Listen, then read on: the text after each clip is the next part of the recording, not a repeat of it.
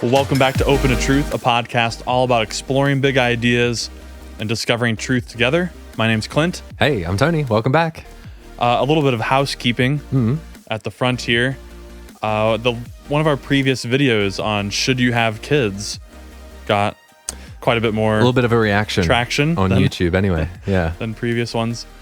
And a few things I want to say about that. There was just a lot of, I wouldn't even necessarily say negative comments, but kind of. Some of them, but I don't want to get into the whole topic of antinatalism, but they were saying things like, oh, you should have read this and this book before you did a podcast on it, or you need to know more about this topic. You sound ignorant, or yeah, like you're missing important. You must be new here.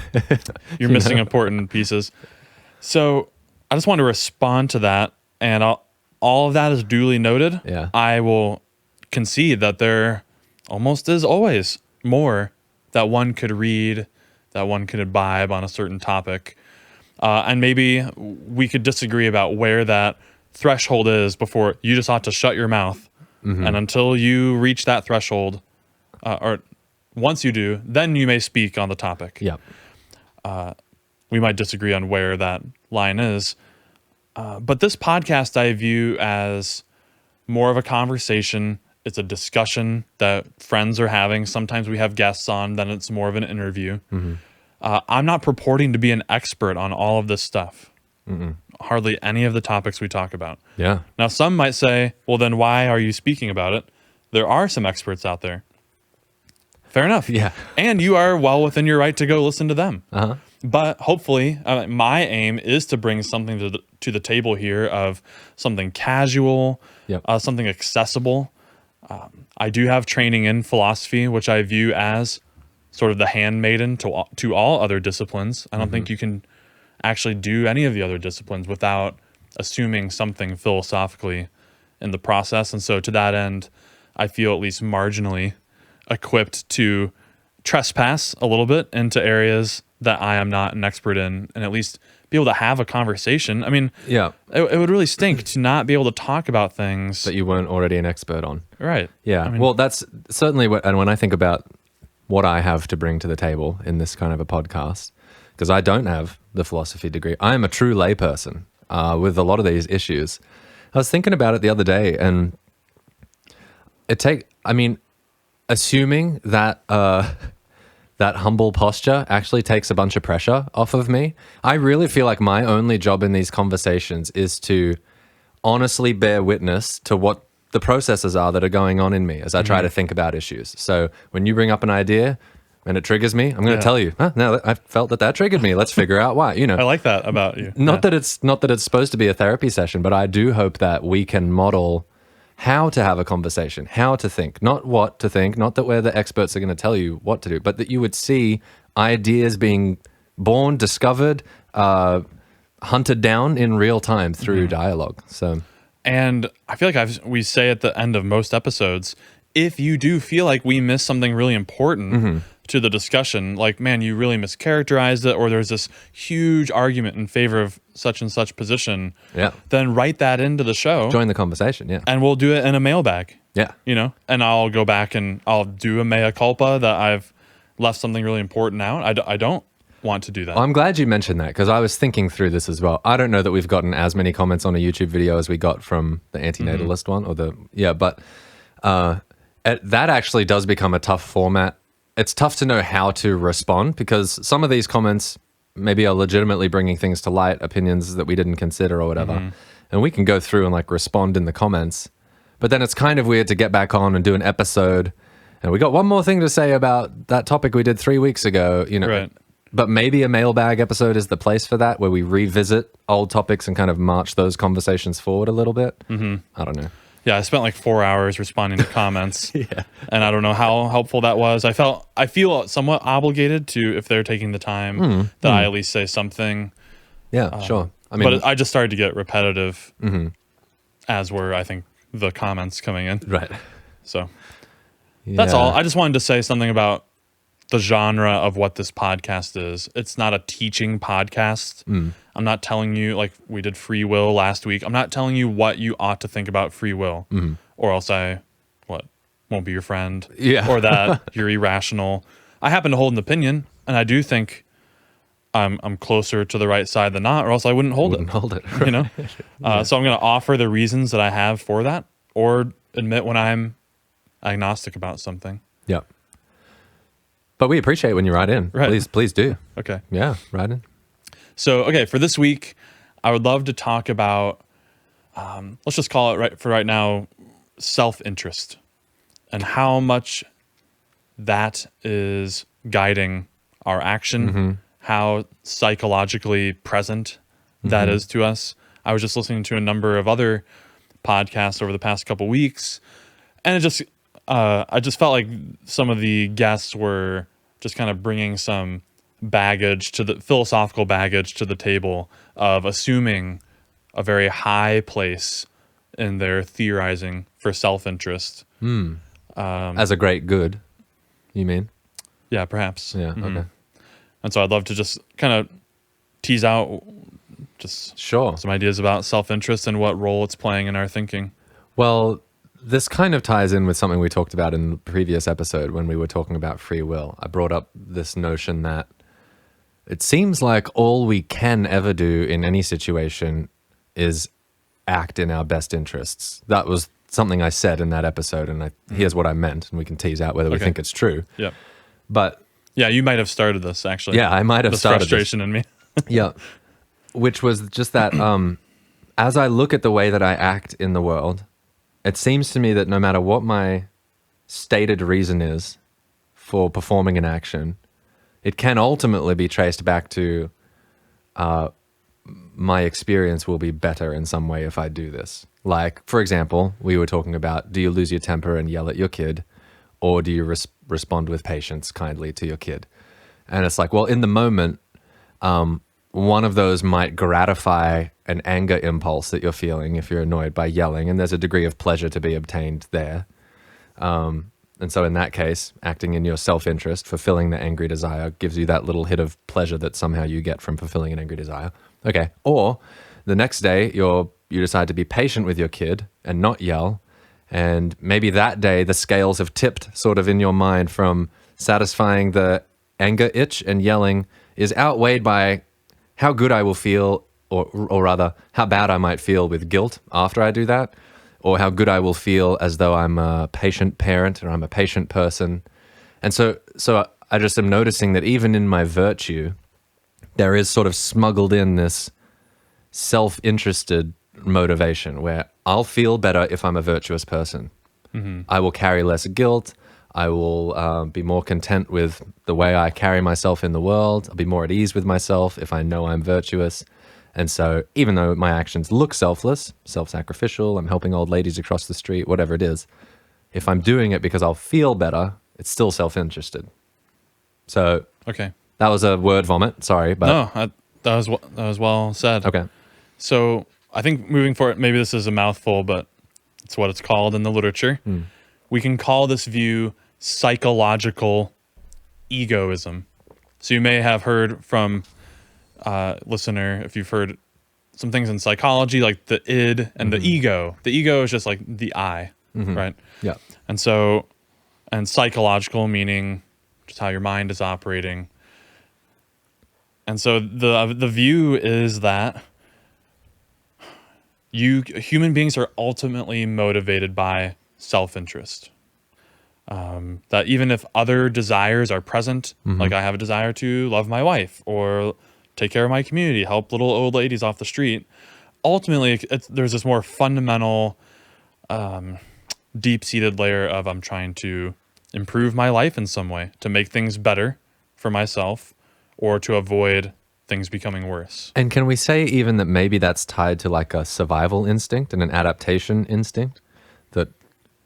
That all our lives, what we're trying to do is survive and be okay and create enough safe space around us to be okay. So if I learn at a young age that when I act a certain way, daddy gets angry and hits me, well, I'm going to adapt and survive by not acting that way. You know what I mean? Right. Is that, I don't know if if it's too soon for me to marry those, psychological egoism and the roots of it being this survival impulse, but they seem related to me. I suppose that could be like that would be an explanation of why it's true. Yeah, perhaps. I guess so, yeah. Yeah, I guess someone could say that. Okay, so do you think that it is true? Psychological egoism? Yeah. Well, that's what remains to be seen. Okay. Let's look through some of the arguments. So, I prepared a little bit for this one. Great. And I used this resource, The Fundamentals of Ethics. Great little book, Rush Schaefer Landau. Very readable. Shorter than I would expect for such a big topic, actually. Yeah, there's a lot of big topics. Yeah. And I just find him to be a fantastic author. He's a professor, at least when I was most familiar with him, I think in Wisconsin. But Okay. great little book. Sweet. So much of what I'll say will be ripping from that. Okay.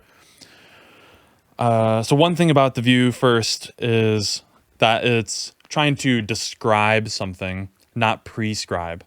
It's not saying that you ought to do anything because it is in line with your self-interest. It's just describing the way human beings are. This is what you happen to do. This is what you're ultimately motivated by, your own self-interest. And I guess maybe a way we could start is to think through ways that this could be disproven. This is it's a place I like to start. I love to start there. Yeah. Because first of all, it just helps us avoid confirmation bias and sets the win conditions or lose conditions for a view. Yeah.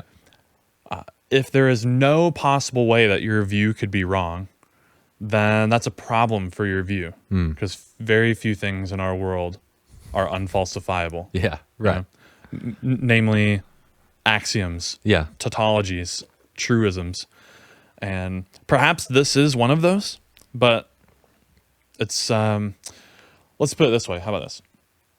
I happen to think that this spells certain doom for conventional morality. If psychological egoism is true, then most of what we think about ethics in general goes out the window. Okay. Or no, or do you? I'm How does that? Sorry, just thinking it I through. left a moment for a dramatic pause. Yeah. Yeah, can you just unpack that sure. more? Say why So more? Why? I think the main reason for it is conventional morality takes into the consideration. I mean, most people would say that ethics actually has mostly to do with other people, being others directed. But psychological egoism, again, it's not a prescriptive theory. It's not telling you what you ought to do. It's just describing the world. But certain ways that you describe the world limit the capacity potentially of people. And in this case, it limits my ability to be altruistic in any reasonable way. I mean, altruism, we might say, is the desire to help others from a place of selflessness, not self-interestedness. Yeah. And so if psychological egoism is true, then it's impossible to be altruistic. And if conventional morality relies on altruism, then through, modus ponens, Yeah. if psychological egoism is true, then, conventional morality goes out the window. So I want to take that and run with it a little bit. That's what's at stake. And again, that's not a reason to think it's false. Right. Yeah. But okay, help me with this. Why is it that the two are mutually exclusive? Why couldn't it be that I happen to have actually several motivations for why I act, and they're both present at the same time? Maybe, like, I'm wondering, why can't psychological egoism be true right alongside altruism? And it's like, why do you act selflessly? Well, I'm partly motivated by selflessness, and I'm partly motivated by self-interest. I do happen to agree with you. Okay. But then I don't think that's what psychological egoism That's not what is it's saying. claiming. That's the whole point, Yeah. I think. Yeah. So we can point to these more truncated little I have a desire to help others, but fundamentally the claim is that all this stuff is motivated by self-interest. That's the claim. And now maybe, upon further inspection, you're like, oh, well, that's preposterous. Yeah. You want to hold on to being genuinely motivated by the interest of others. But that's just not what the view says. Yeah. Yeah, I guess I find myself wanting to I struggle to think of a situation where I am only acting altruistically. I guess maybe if I was actually giving my life for somebody, jumping in front of a car to save a little boy or something. Mm-hmm. It's tough to know what the self-interested motivation would be there. Sorry, I'm just reflecting on my own experience and seeing, are these two present all the time for me? Of self-interest is there right alongside the interests of others. Mm-hmm. Let's go here, because I think there are, I think what the intuitive pull of psychological egoism, there's some nuggets of truth to it that we like. Thinking that self-interest is ever present and important in how we make decisions is totally on the table and likely true.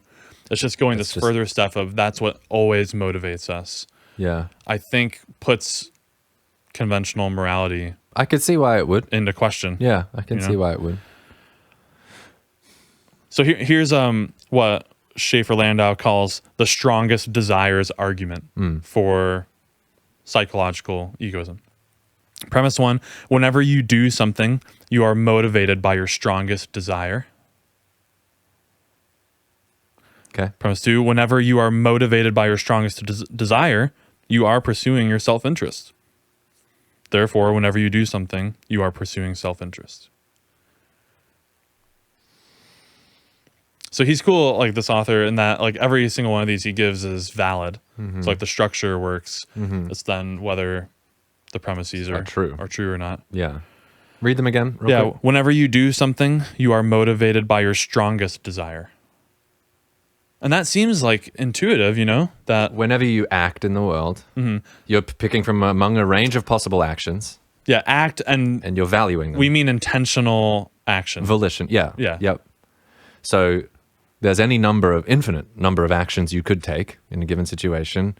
You value some actions over others. One of them comes out on top as the most valuable, or what's he say, strongest desire. Yeah. And he's saying, and that's the one you will end up acting on, the strongest desire. And it will be self-interested. Yeah, whenever you're motivated by your strongest desire, you are pursuing your self-interest. And is he almost like saying that definitionally there? Like what it means to pursue your strongest desire is that you, like, couldn't your strongest desire be selfless action? Well, exactly. But then is it like weirdly self-defeating where if it also happens to be your strongest desire, it's what you want most?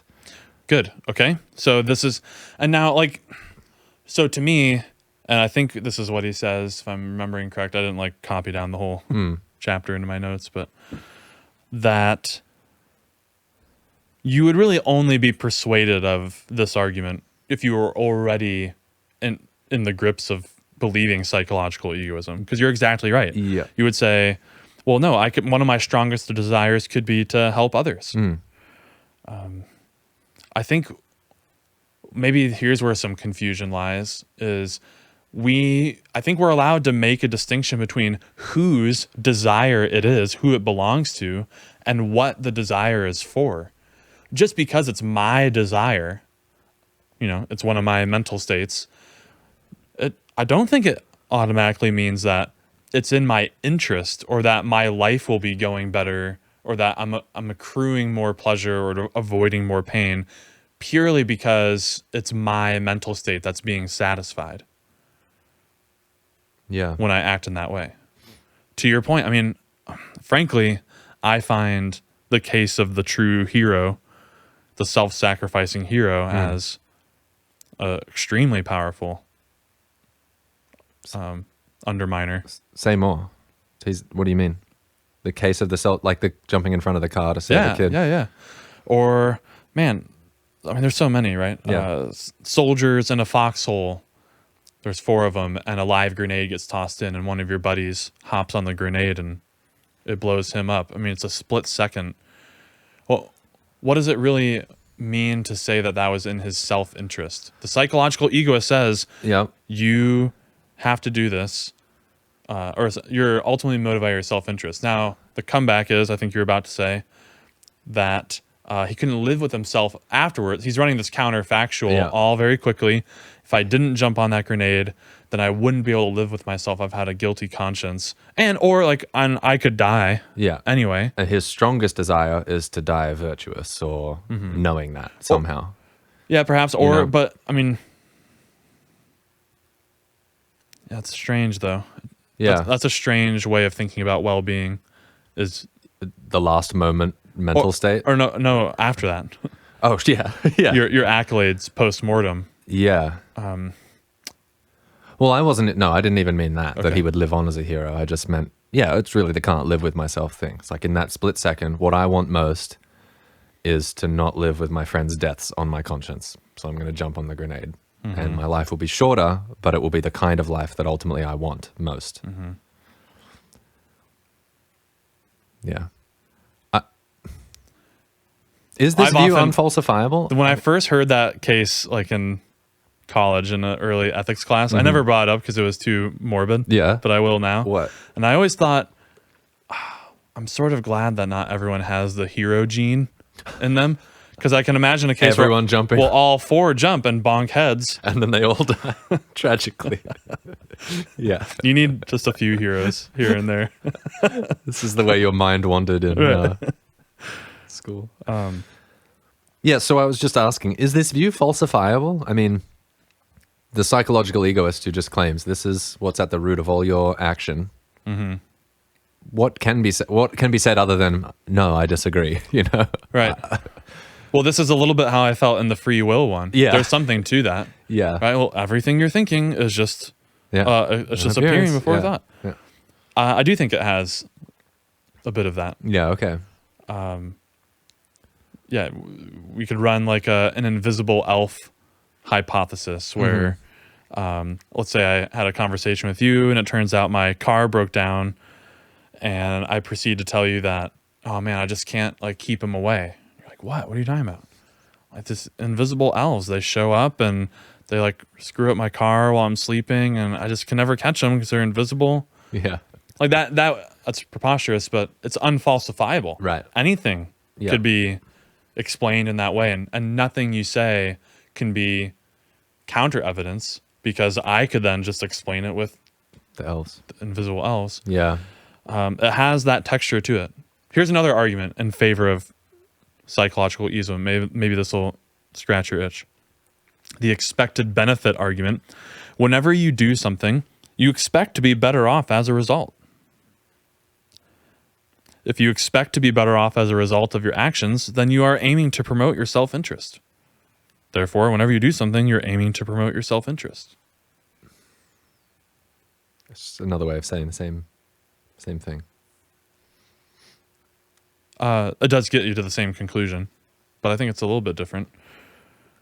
That you expect to be better off. The other one was more like motivational and your desires. It seems the same as like, is it Donald Hoffman who talks about fitness payoffs? That's what we're all doing here. It's running little calculations, determining fitness payoff for various courses of action. And yeah, I don't know. So I think this one's even worse of an argument. Premise 2, if you expect to be better off as a result of your actions, then you're aiming to promote your self-interest. See, yeah, okay, I take issue with that. I happen to think that it happens to be in your best interests to live in harmony with other people. So in that sense, acting in a selfless way has the added benefit of being in your best interests as well. It is the path to the good life, But read that premise again. How did you said that? If you expect to be better off as a result of your action, then you are aiming to promote your self-interest. Yeah, but that might not be all you're doing. Well, yeah. Yeah, right. I mean, just that expecting a result doesn't mean that thing was the ultimate thing you were aiming at. Or the motivator. Yeah, right. I mean, someone who is, let's just call it altruism, just for shorthand, conventional morality. When I go out of my way to help someone, I do expect to feel good. Yeah. In some way, having done... It has some positive feedback loop there. Lived and in accordance with virtue, but that doesn't mean that was my ultimate aim in doing so. I just view it as kind of like that's maybe sounds pejorative. I was going to say like a lazy or naive psychology, or just not very robust. There's a lot more going on. Yes, I think it's that. It's not the only fractal to be looking at. I don't think our motivations are very transparent to us, you know? It's pretty opaque in terms of why I do and say the things I do.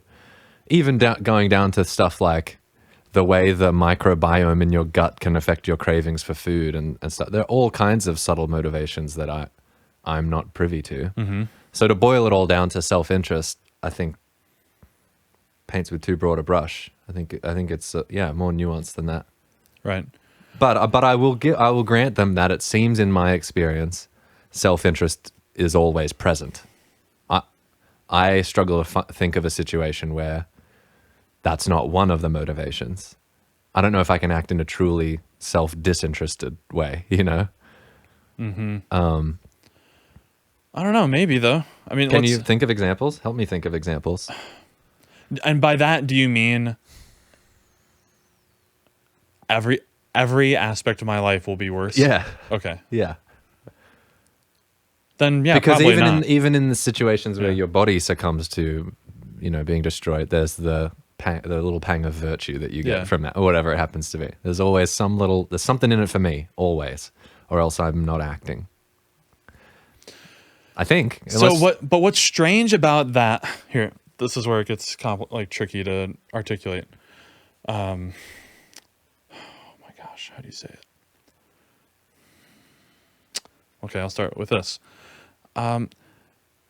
It should not be the fault of an ethical view that the good person, the virtuous person, does find pleasure in being good.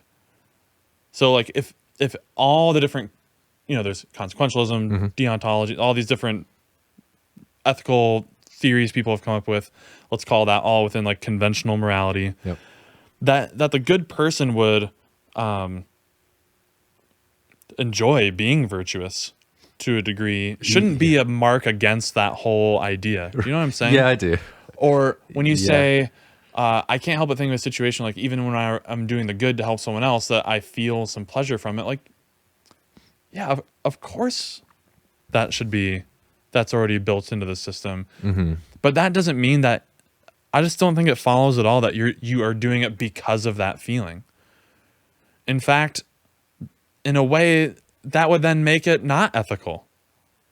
And if I could like throw it back at the egoist, because like maybe on more of a virtue ethics paradigm where you had, I think it was Aristotle, maybe someone commenting on him, the incontinent man, the continent man, and the virtuous man. The incontinent man does not do the good and does not want to do the good.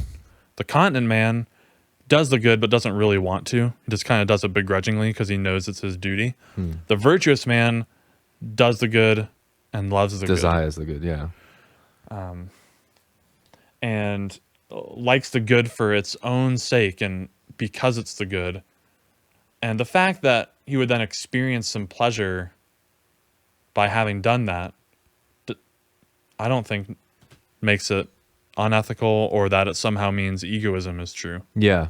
The fact that the good person would feel guilty in the counterfactual if they had not done it, and you're like, see, you're doing it out of your own preservation to not feel guilty.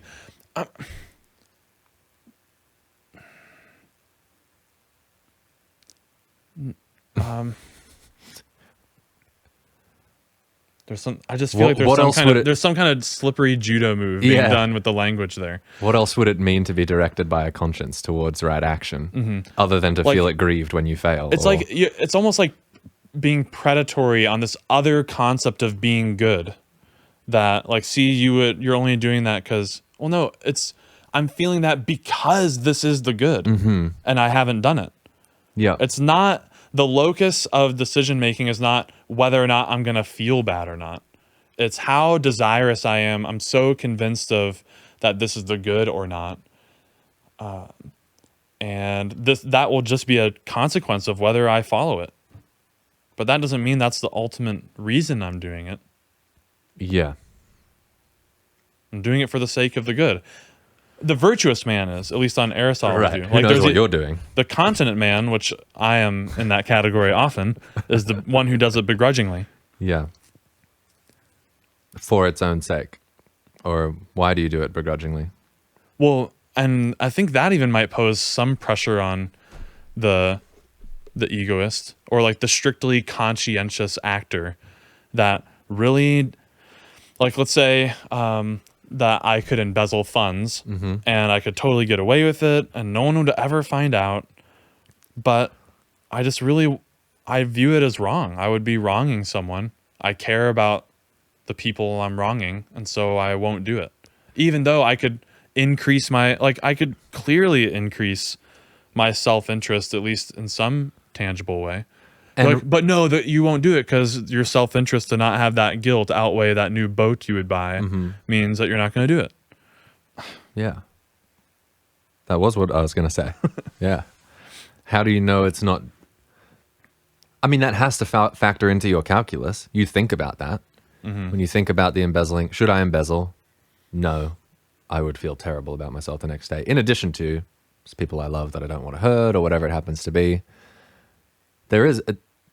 It crosses the ticker tape, the fact that your experience of life would be less good if you were carrying around this guilt, and so it's not worth it for you to engage in that behavior.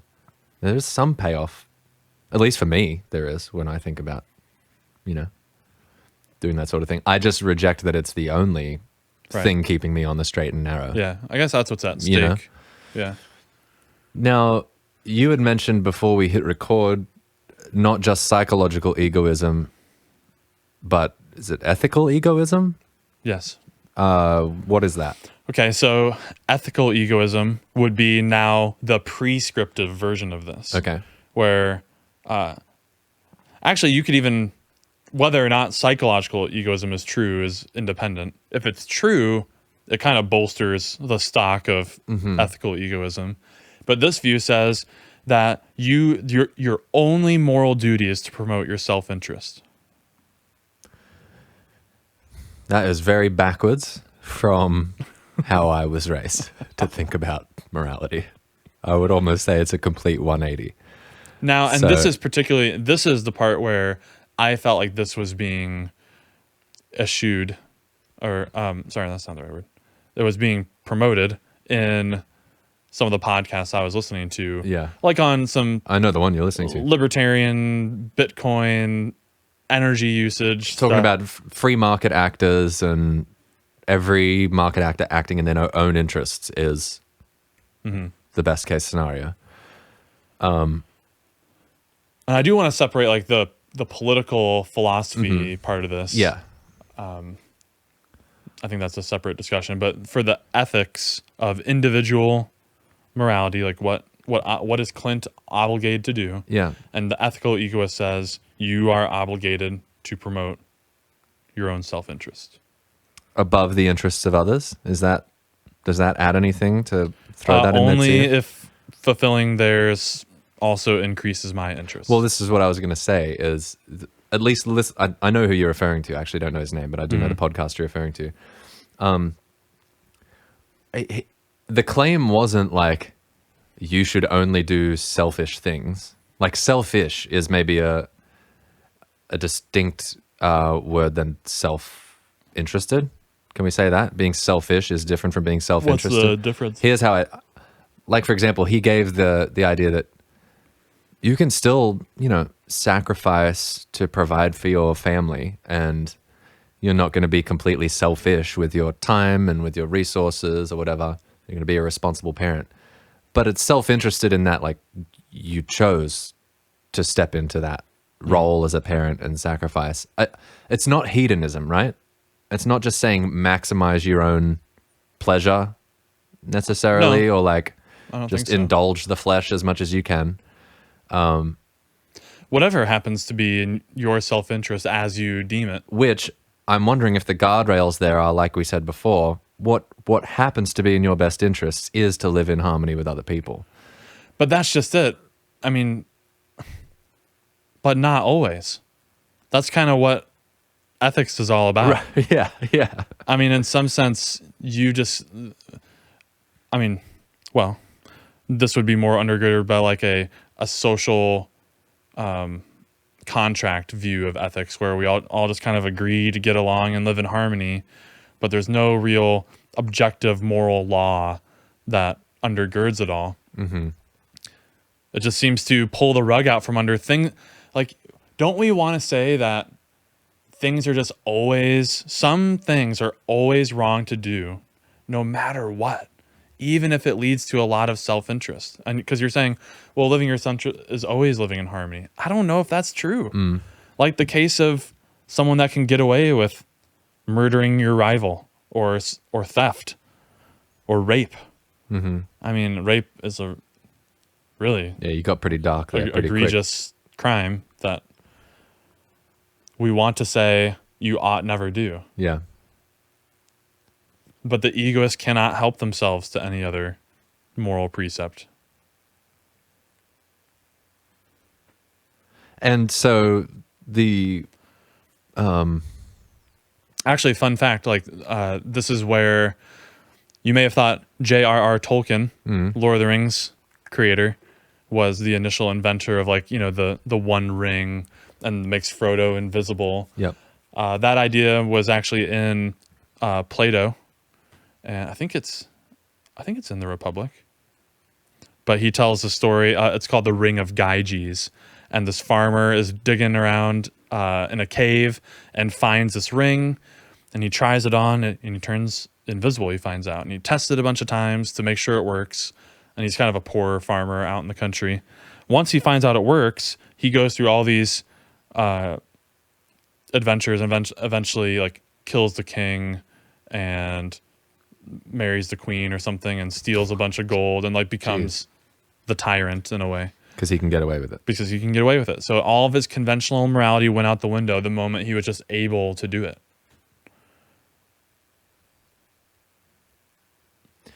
Do you think that happens? Just as we think about human nature, that claim that absolute power corrupts absolutely? I don't think so. No. Do you think Mostly because of the divine. I happen to think God exists, has as much power as possible, and is not corrupted. But as far as human nature goes, do you think that's in all men? Do you think that's in you? That I would be totally corrupted? Yeah. Suppose you got the ring. Suppose you could get away with absolutely everything, and you knew it, and you knew there's no chance I'm getting caught for any wrongdoing. That'd be tough. Would you remain as virtuous as you are now? I mean, likely not. I'm not trying to throw you under the bus. I'm just thinking about human experience and who among us could resist that temptation. Mm-hmm. Truly uncatchable.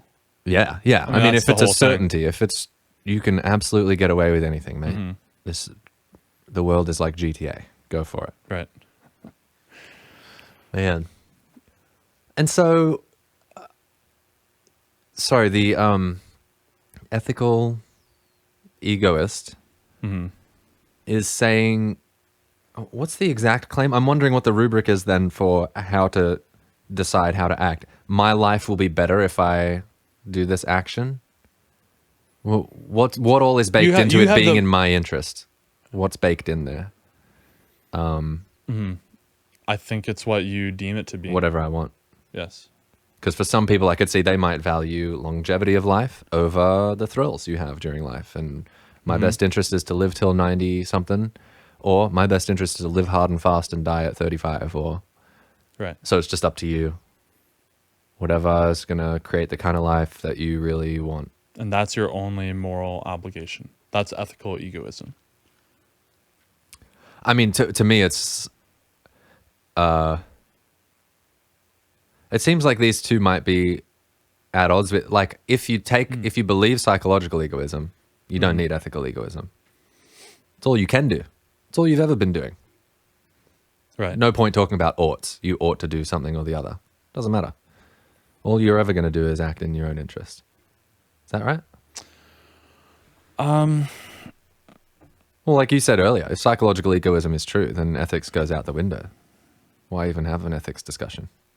because you are just going to do this all the time. Yeah, it does kind of seem that way. No point talking about it. Yeah. So I would say ethical egoism clashes with conventional morality in three main ways. One would be it could require you to do things that would typically seem extremely immoral. Yep. Killing, raping, thieving. Does that make sense why that would happen? If you decided you really wanted to do those things, you mean? Yeah, then you would be obligated to do them. And you thought that you could get away with it and that it would ultimately serve your goal. Yeah. Why not knock off the rival? Yeah. Or steal this money. Yeah. Yeah. It could forbid you from doing things that we typically would think of as praiseworthy. Sure. Yeah, that one's self-sacrifice. Yeah. I mean, there are don't do it. No heroes in foxholes with grenades. Yeah. That makes no sense on ethical egoism. Yeah. How could that ever be in your interest? Don't put your life in danger to rescue someone else's. Which, I mean, man, it's a pretty offensive view for a lot of people. But they've actually done the morally wrong thing by jumping on the grenade. Right. Yeah. And it permits you from escaping moral duties that we could easily like what would be called cases of easy rescue, babies face down in puddles that are drowning, but it's going to make me late to my meeting. Take out some time in my day. Yeah. So I want to make sure that we're not straw manning this view, because it does seem, you're right, it seems like it would lead to some absurd situations that really defy our sort of moral intuitions. Is there something we're missing about, is there a more favorable light we can paint this view in? Because surely the ethical egoist, I'm just imagining, if we have ethical egoists show up in the YouTube comments like the antinatalists did, I don't want us to be straw manning their position saying they'd leave babies face down in puddles, if that's not what their view actually would mandate for them. It's not, I am not saying that every ethical egoist would be permitted to do that. Right. It's just, depends on the individual. All of these were, it's just that the theory makes room for any three of those is a big problem. Right. Right. Conceptually. It might turn out in actuality that none of that stuff happens. It doesn't seem to happen that often for those reasons, Yeah. But that, I mean, obviously people kill, people rape, people steal, and they're doing it because they want to a lot of times, right? But this is a claim about, we're not trying to describe the society. This is a ethical view. What are you morally obligated to do? Whatever promotes your own self-interest. And so if it could be shown if you found yourself convinced that I could get away with this. I could murder the other guy going up for the CEO position. No one would ever know it's me, and I'll get the job. And I don't give a crap about that guy. It's just some dude out there, and I'll get paid the $500,000 a year for that job. Then you're morally obligated to do it. And that seems wild. Yeah. That's not my only criticism, that it's wild. Right. But I'm just wondering, what are the proponents of this view? What is the great good that they see coming about as a result of everybody acting in their own best interests? They think that's what, for them to say you're morally obligated, isn't that to say the world would be better? The right thing to do is for you to act in your own best interests. That's what we're all here to do. It would be good for us all to do that. And I'm wondering, what does that world look like? I mean, this guy we were listening to was talking in regards to the economy and market actors and essentially capitalism, free market capitalism. Okay. And he's saying, at least as far as innovation, technology development, economic growth, that is best done by free market actors acting in their own best interests, acquiring or energy, making goods, trying things, selling them, etc. So I can see maybe an argument there for, in the realm of economics, acting in your own best interests is, and everybody sort of competing in that space is what leads to economic flourishing. But I'm wondering, beyond the economic realm, what what is the great good that the ethical, what's the word? Egoist? Egoist. What's the great good that the ethical egoist is thinking that mode of being will bring about? Does that make sense? No? Too much word vomit? No. I don't think there is like this higher order thing. There's no societal good it's trying to achieve. Almost by definition, it's just in your life. That's what I'm saying. It's not like not a political view. I think it can be transmuted into one. You know, we could give a whole libertarian argument that kind of is like that. Yeah, okay. So here's what he calls the best argument for ethical egoism. One would be to say there's kind of an age-old question in ethics, and that's why be moral in the first place? Yeah. Why is morality something that you should follow? Mm-hmm. If you could be better off without it, why not do it? I mean, that's what the Ring of Gyges story is trying to show. Is as soon as he got the power to do it, conventional morality no longer served his purposes. He could have a better life without following them. It just so happens that you and I don't have rings of Gyges, and so we play the game of conventional morality and follow the little rules. But if we could get away with it, we would, and we should, because just what else is there? Just get what you can. Mm-hmm. And it's been difficult to answer the why be moral question.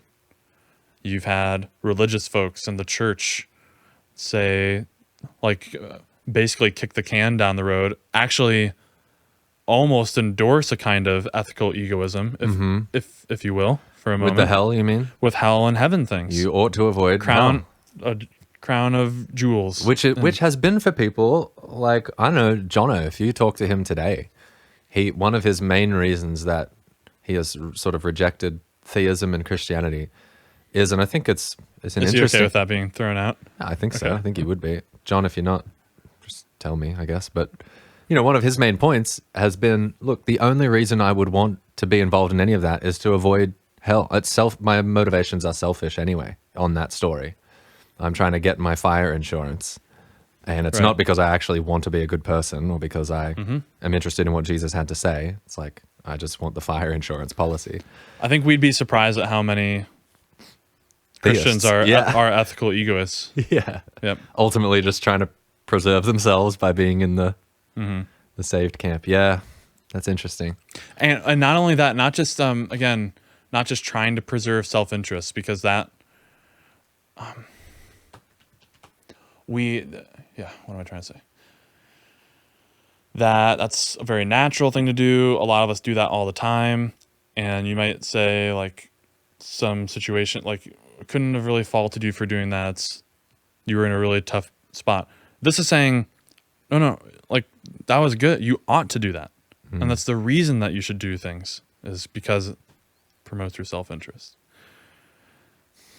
And the ethical egoist has a very airtight answer to the why be moral question that other views don't really have access to. And that's because it's good for you. And by definition, yes, again, right? Yep. Because you're choosing what's good for you in every moment.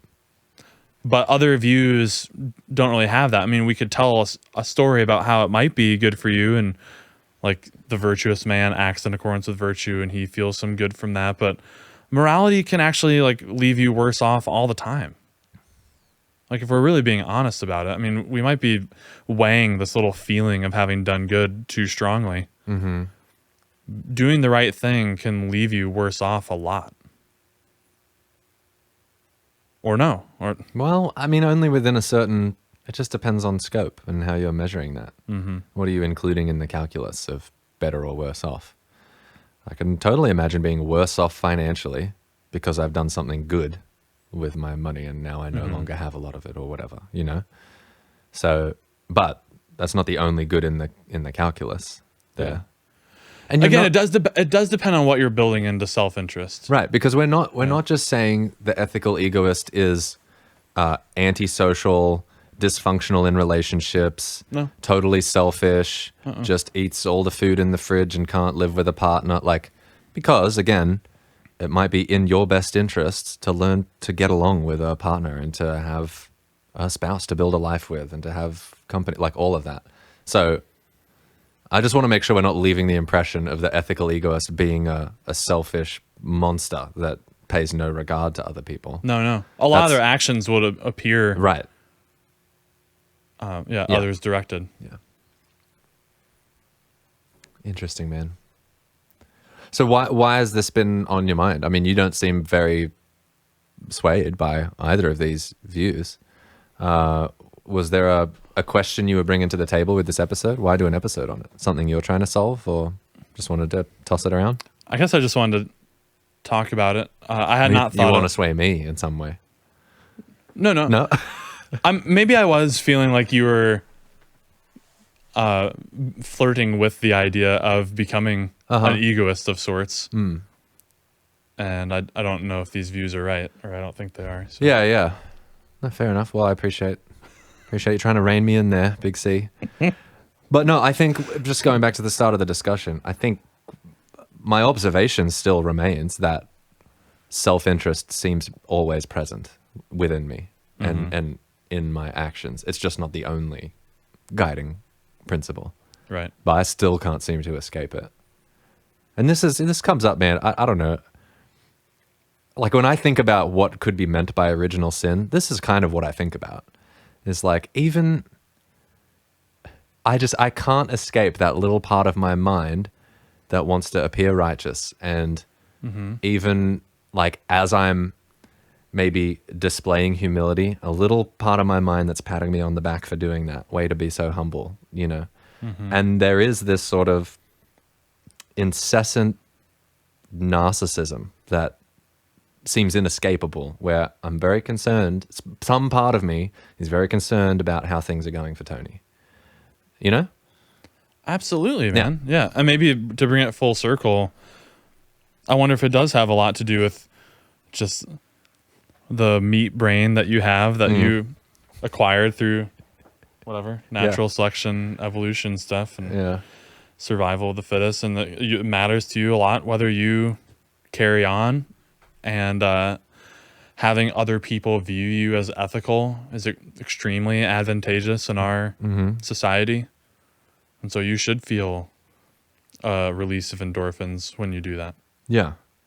Because we're competing and cooperating all the time. Those are the two things we're sort of doing in the social sphere. Competing against other people for jobs, resources, social favor, whatever it happens to be, and cooperating with people, because if you never cooperate with people, you won't get invited to play games. And somehow those two need to be held in tension in the way that we act. Can't get too competitive or you drive everyone away, but you can't completely refuse to compete and only try to cooperate. There's times when you need to advocate for yourself and yeah. I mean, probably for me, like maybe this is a weird way to close. The strongest examples are the cases of self-sacrifice and how those are, I guess I just don't really respect how those are castigated by these views as paradigm cases of immorality. Of doing the wrong thing. Yeah. It's hard to say that with a straight face. So much the worse for the view. Yeah. If it ends up saying that, you know? Right. That defies all of our intuitions. Right. Yeah. And the great myths that have shaped us. But what I like about this topic, I'll usually, when I was teaching ethics in university, we'd spend at least a couple of days on this near the beginning of the semester. Because there's not really a whole class to do afterwards if we find out it's true. If psychological egoism is true, and then we just endorse ethical egoism, then what's the point in looking at anything else that might be concerned about others as a more paramount duty? Yeah. Yep. I'll have to think more about how much ethical egoism has gotten its tendrils into the church. I find that pretty interesting. Yeah, that is interesting. I don't know if there's any more filaments to pull on there. Out of curiosity, I know this is kind of armchair Bible scholar sort of talk that might frustrate some people, but when you have sayings like "lay up for yourselves treasures in heaven," where the idea is a post-mortem, is it a post-mortem reward for actions in this life? It's unclear what's being taught there. Okay, I think, or it could just be a treasure now. Depends on what you think the kingdom of heaven is, I guess. Yeah. But yeah, certainly the way I had for a long time read that was an appeal to self-interest. Amass a large pile of treasure so you have heaps of treasure later. Right. Do that. It'll be really sick. And other people won't have done it, and you'll have way more treasure than them. I don't know if that's quite what he was getting at, but I think it's I don't know where you are, if you're still with us as the viewer at this point, but if you are, don't know where you're at, if you find these two views to be totally preposterous, or maybe you are kind of more in that vein, but I think it's more prevalent than you think. And that's how people live their lives. I don't know. Really? It's just maybe not articulated quite this well, but you think it's implicit in a way a lot of people make decisions. And I do. Is that just the same as saying, are you saying you think people act in their self-interests a lot, or you think people think it's best for them to act in their self-interests a lot? They're ethical egoists. They just don't know that word for it. What were you saying? I think the latter. Really? I feel like the average person, if you asked them, what do you think? Is it better to act in your self-interest or the interest of others? I feel like the average person would say the interest of others. Yeah, they would. Maybe. Maybe I'm wrong. Maybe there's a whole bunch of people who are like, look out for number one. Nobody else is going to do it. Maybe. Yeah. I'm also getting a little bit confused even in my own head. Okay. I guess, and maybe we could have done a better job of this, but to say more at the beginning, just what we're building into self-interest. There's almost a way you could like loop yourself out of the problem by including the interests of others in the self-interest. Yeah, that's some of what I was getting at. And then you get, now it's a weird semantic bootstrapping thing. I would even argue that there's a whole ethical view called Eudaimonism, or to promote the flourishing good life, that a ton of Christian philosophers endorse. That's essentially like, it's almost the same structure as egoism. Really? But just, they've kind of built in other virtues into yourself. It's in your self-interest to be courageous. And, Anyway, well, okay. Case in point, maybe we started with a little housekeeping about how this isn't a podcast for all the answers. Here's a topic. Here are these two views in philosophy. Yeah. Psychological egoism, ethical egoism. Make up your own mind. But I think we've given some reasons to think that this is a problem for how we conventionally think about morality. But it does touch on like this important topic of what is the role of self-interest? What do we make of it? Is it kind of all-encompassing? Is this the way we just by default have to operate in the world? And then the further step, should it be the main action guiding way that you live? And there's some Venn diagram there between actions that are in your best interests, action that are in the best interests of others. If you can operate in that overlap space, that's the dream. That would be great. That'd be great. Yeah. Well, thanks for listening. Hopefully you found that conversation helpful. You can always join the conversation, like we said at the beginning of the show. You can do that. Leave a comment on this video if you're watching on YouTube, and we'll respond to you. Or go ahead right into the show, mailbag@openatruth.com. And we're about due for a mailbag episode, right? Yeah. We got another one brewing. So if you want to get in on that, send those in. Submit a question. Doesn't have to be about this topic. Can be about anything. Can be an AMA, really. So, right into the show, and we hope to hear from you soon. Stay curious.